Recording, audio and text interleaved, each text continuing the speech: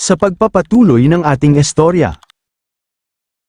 Sa sandaling yun, abala ang mga manggagawa sa pagbuo ng entablado kung saan gaganapin ang kompetisyon. Bawat martilyo't pako ay tila may dalang pananabik sa nalalapit na paligsahan. Samantala, nasa gilid ng entablado sina Principal Dong A, kasama ang dalawang instructor mula sa Dao Academy, at si City Lord Wei Feng. Nakatayo silang matatag sa harap ng nagkakatipong mga estudyante ng Dao Academy, lahat ay sabik, lahat ay nag-aabang.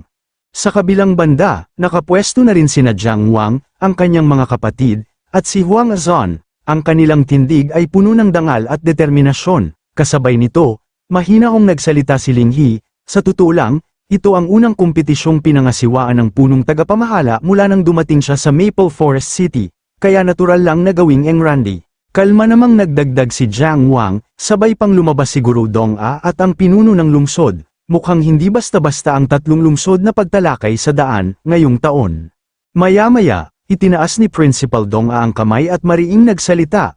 Ayon sa tradisyon, pipili ang Daohang institusyon ng tigdalawang kinatawan mula sa unang taon, ikatlong taon, at ikalimang taon para lumahok sa paligsahan sa daang katuruan. Kung manalo ang kinatawan ng unang taon, makakakuha siya ng 10 puntos ng Daoshun, sa ikatlong taon, 20 kada panalo, sa ikalimang taon, 50. Dagdag pa ni City Lord Wei Feng, bilang punong lungsod, diretsahan ko na, papayagan ang panalo. Pero hindi ang pagkatalo, kung matalo ka, huwag mo akong sisisihin kung gipitin kita pagkatapos. Napataas ang kilay ni Jiang Wang sa narinig at mariing nagsalita, ang isang panalo ay may katumbas na 10 puntos ng Dao Merit, at may pagkakataon ka pang makasanay kasama ang mga piling mandirigma mula sa ibang lungsod, isang bihirang oportunidad. Sumabat si Huang Azon habang nakatingin kina Jiang Wang at Ling He. Kalimutan mo na, ang tinatawag na unang taon, ay hindi mga bagong solta, kundi mga pangunahing disipulo na halos isang taon ang nagsasanay sa Dao Institute, kadalas ay pinipili mula sa mga nakaraang batch. Napakunot noo si Ling He at nagtanong, hindi ko alam, Brother Huang, nakasali ka na rin ba noon sa tatlong lungsod na pagtatalo sa Dao? Agad namang tumugon si Huang Azon na may kumpiyansa at bahagyang ngiti. Siyempre, noong bagong pasok pa lang ako sa panloob na paaralan, kasabayan ko sina Li Jiangqiu at Wang Changxiang bilang top 3, ang tawag pa nga sa akin noon, si Azon, ang henyong tagapagdala ng apoy. Hehe, hindi mo inakala, no? Ngumisi ng may panunuya si Zhao Ruqing at Pilyang nagsalita, hihi, henyo sa landas ng apoy daw. Bakit ganito ka na lang ngayon? Seryosong dagdag ni Jiang, oo nga di talaga halata. Matamlay na sagot ni Huang Azon sabay buntong hininga, hay, kasi naman ako'y nalulong sa alak at babae, kaya napabayan ko ang pagsasanay, kaya ayun, unti-unti nila akong naiwan. Agad namang sumabat si Ling He sabay taas ng isang daliri, fifth brother, ang landas ng pagkahulog ay laging nagsisimula sa munting pagkukulang, matuto ka sa naging kapalaran ko. Habang abala sila sa pag-uusap, bigla na lang may isang kapwa estudyante mula sa Dao Academy na bumangga sa balikat ni Huang Azon, napatingin ito ng masama at agad na nagsalita, hoy, naglalakad ka ba ng walang mga mata? Narinig yun ni Zhang Linchuan at mabilis siyang lumingon kay Huang Azon, sabay senadoryas gamit ang kamay na tila sinasabing, pahinaan mo ang boses mo. Pagkakita ni Huang Azon sa senadoryas, biglang nagbago ang ekspresyon niya, parang naging maamong aso. Sabay hima sa likod ng ulo, nagwika siya, si Senior Brother Zhang pala ito. Kayo po ay isang ikalimang taon na pinapahalagahan ng ating punong guro. Dapat lang na nasa unang hanay kayo. Bakit napunta po kayo rito sa amin? Mahina hong tumugon si Zhang Linchuan habang pinupunasan ng balikat gamit ang puting panyo. Pahinaan mo ang boses mo. Kaya nga ako umatras dito sa gilid ay para hindi mapansin ng punong guro. Paano kung ako pa ang mapili? Sa puntong ito, napansin ng ilang estudyante na nakatingin sila sa likod ni Zhang Linchuan, kasabay nito, patuloy ang pagsasalita ni Principal Dong A mula sa entablado, ipinasya ng ating institusyon na sa nalalapit na sanlungsod na pagtatalo ng Dao, si Zhang Linchuan ang mamumuno sa ating koponan.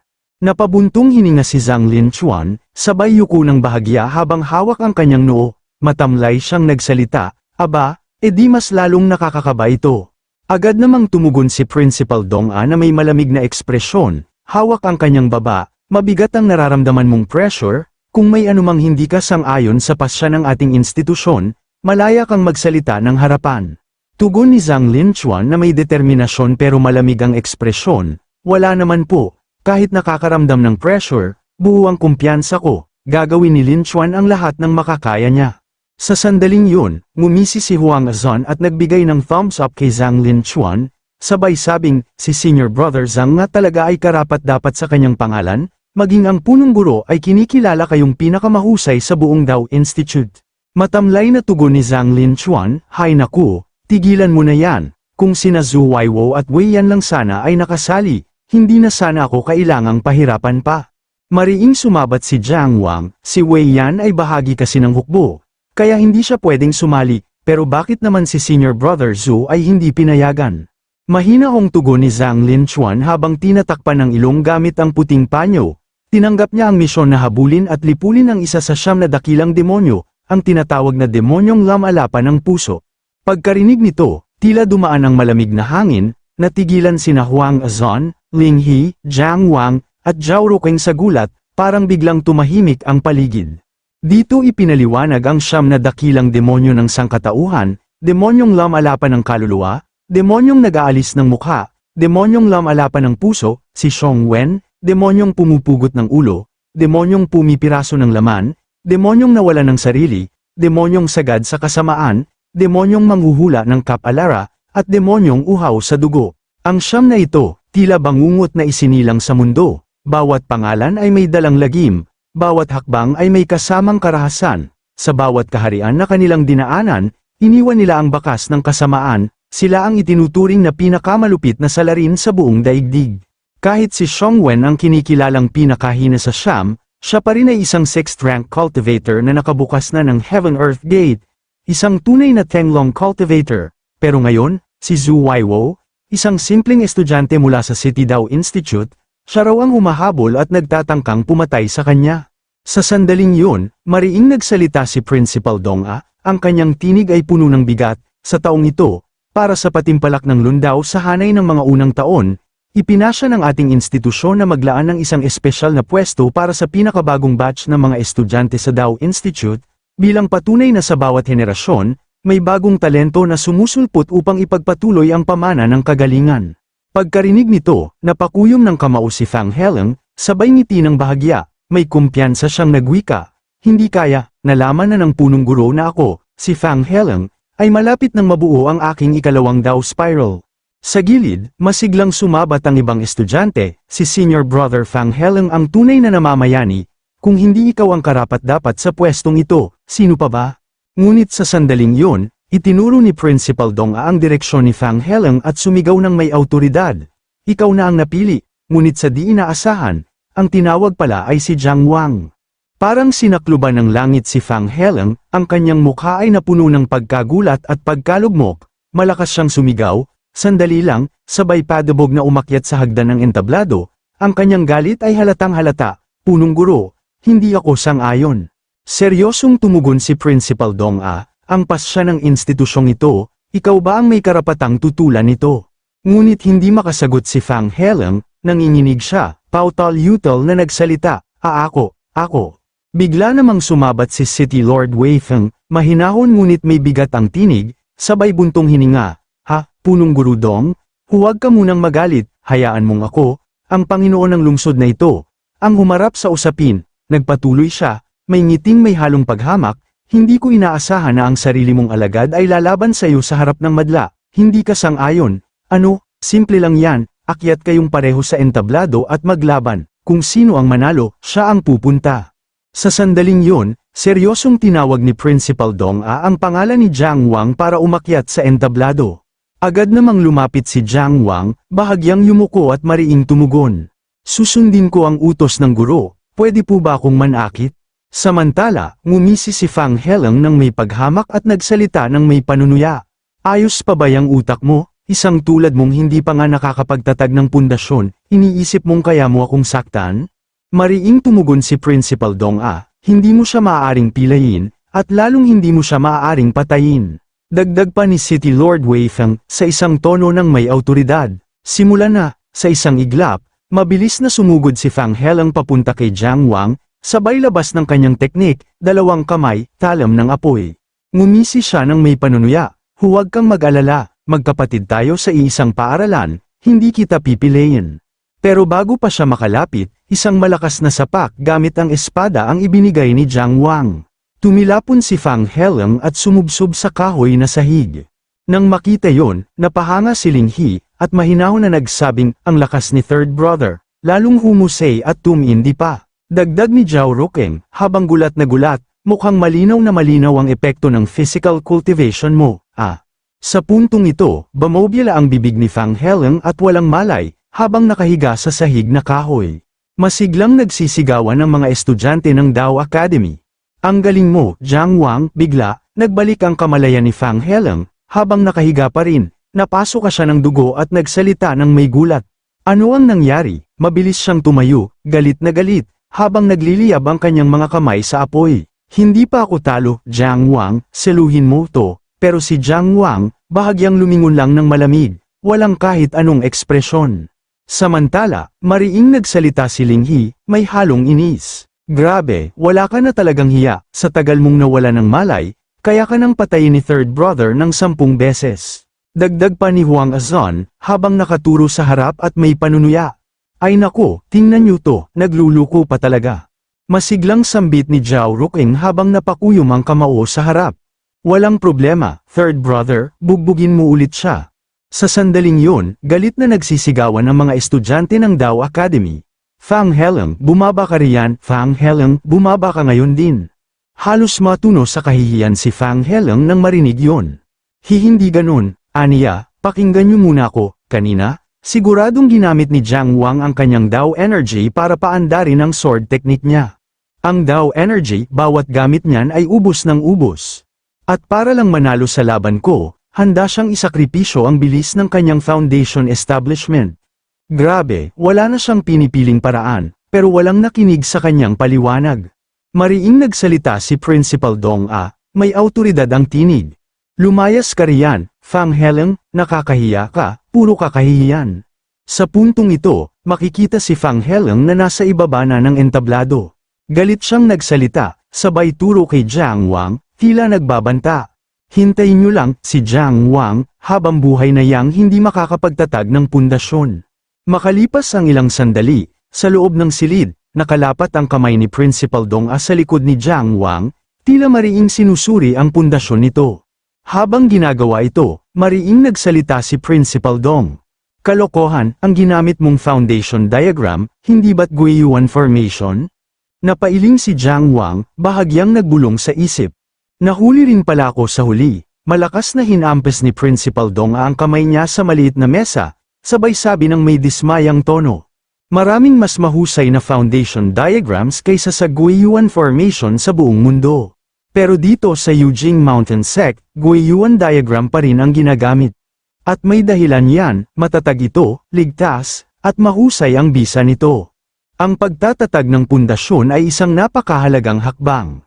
Paanong naglakas loob kang magdesisyon ng mag-isa? Nang hindi man lang kumonsulta sa iyong mga guro?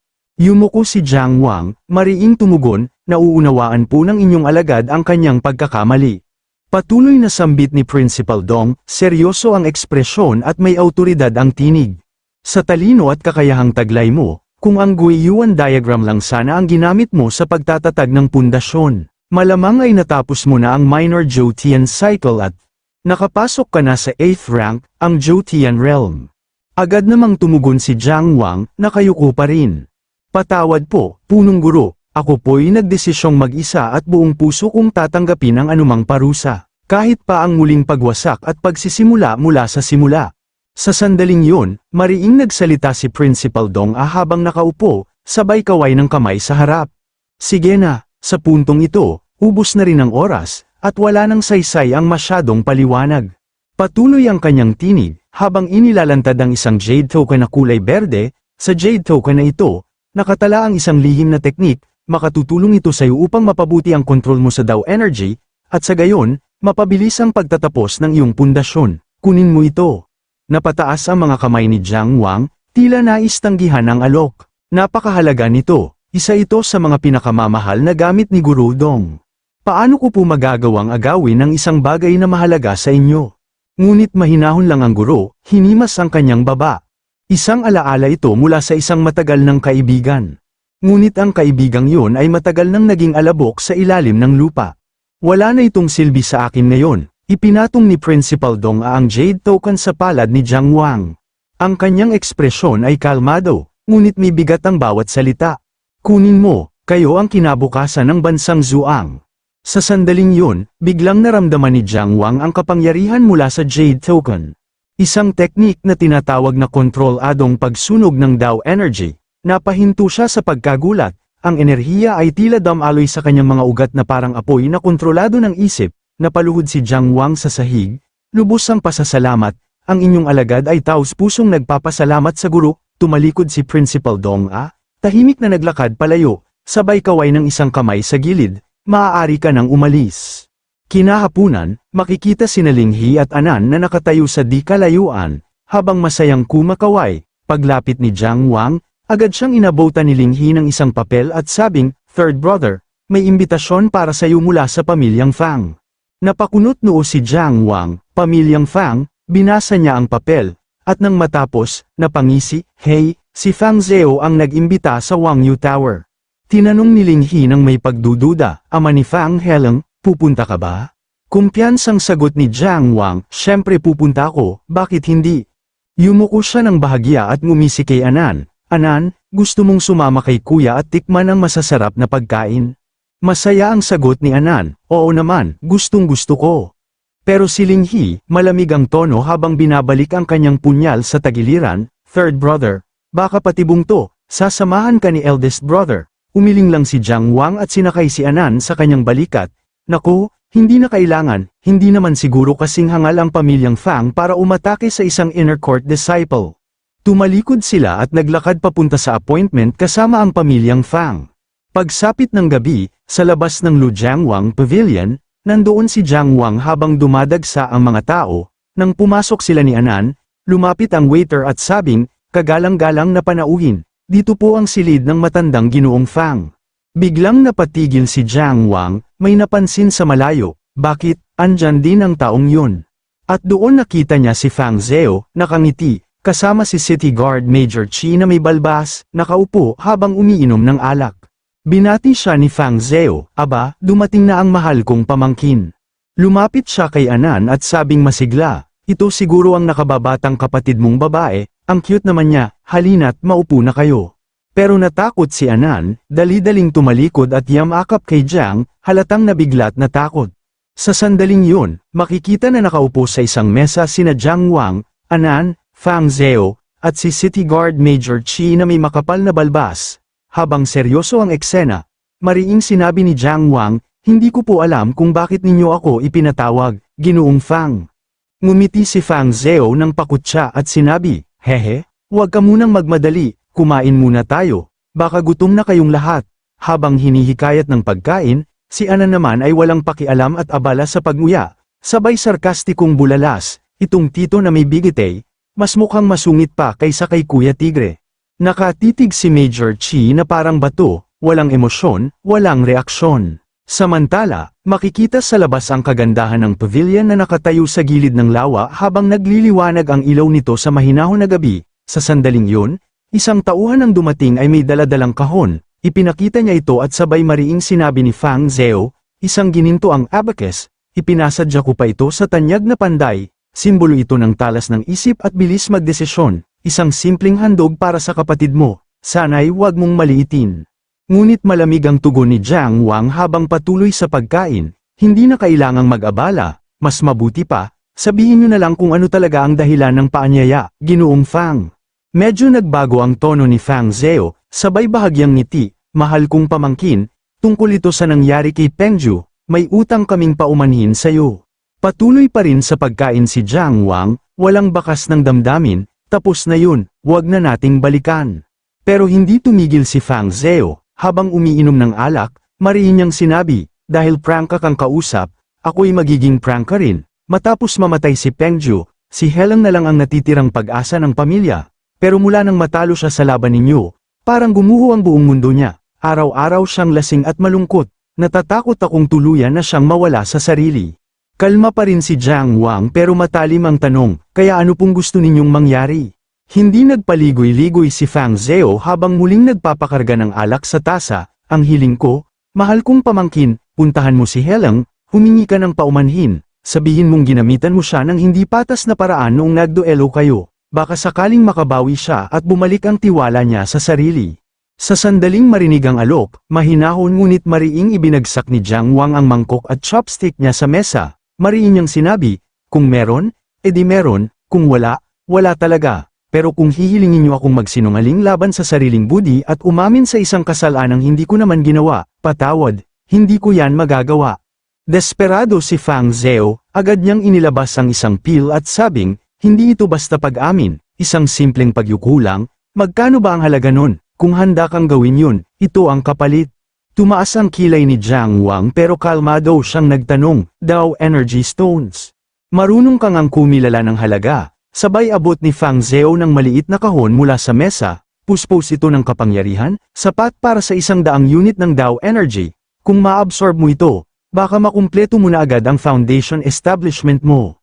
Tumugon si Jiang Wang ng walang emosyon habang sinira ang kahon, oo nga, baka nga tama ka, ang isang pagyuko ni Jiang Wang ay walang halaga. Napangisi si Fang Zheo, kampante sa tagumpay, hehe, alam ko na nga ba. Matalinong tao ka talaga, mahal kong pamangkin. Pero malamig ang naging tugon ni Jiang Wang, sabay tulak pabalik ng kahon. Pero si Fang Heleng, hindi siya karapat-dapat. Napakunot noo si Fang Zheo, sabay sabing may inis, ikaw.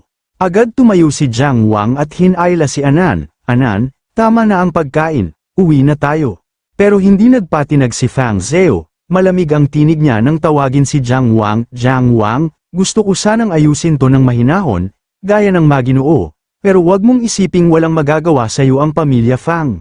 Hindi po ako nangangahas, sagot ni Jiang Wang ng walang emosyon, ang pamilya Fang ay kabilang sa 3 pinakamakapangyarihang angkan sa Fenglin City, samantalang ako'y isang karaniwang alagad lang mula sa inner court.